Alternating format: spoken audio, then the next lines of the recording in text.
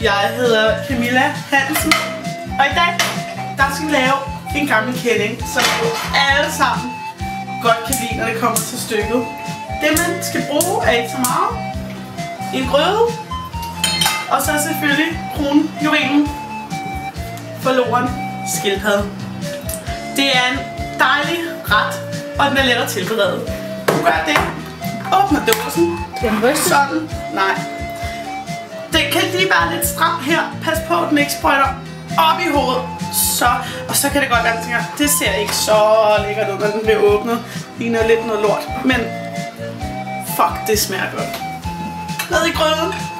Lige give den lidt dumt her, Jon. Hvis det nu. Pas på, at det ikke ryster for meget ud udenom grøden. Kan tage en ske, hvis det bliver for svært. Så vælter det simpelthen bare ud. Og der kan sagtens være til mere end en person i sådan en dåse. Og den koster gerne 12 kroner. Så det er også billigt.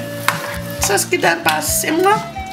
Der er både skildpadde, altså det er der ikke, men der er kød i forskellige former. Og det man skal huske på, det er forloren skildpadde. Så det er altså ikke rigtig skildpaddekød, det er bare noget vi leger. Sådan. Ja, nu er den forlorene skildpadde i gryden, men jeg har snydt lidt, fordi det er jo ikke sikkert, at jeg lige ville have tid til at lave det, hvis jeg skulle lave sådan helt rigtigt. Så det her er altså det færdige resultat. Sikkert og pjat, selvfølgelig skal jeg lave den rigtigt til jer. Det er jo ikke for sjov, når man laver fjernsyn. Men jeg kan bedst lide det sådan her. Så hvis du har en god overgangsvin, så kan det varmt anbefales til denne her ret. Gerne en med lidt fylde og et hint af blåbær og kardemomme. Så skal der ikke prep det op med nogle andre krydderier? Jo, altså vi kan jo lidt salt er tit en god ting. Og hvis man er lidt til det frække, så kan man jo putte lidt peber i. Det giver den altså lige det her ekstra bid, som jeg personligt gerne leder efter, når jeg laver mad. Så jeg vender lige tilbage, når jeg har anrettet, fordi det er altså også vigtigt, når man laver mad, at det ser godt ud. Nu skal vi altså til tilberedningen. Jeg kan godt lide, at det man serverer på også ser indbydende ud. For eksempel tage en salat, det gør ikke noget, der er lidt mad på for at vaske gang.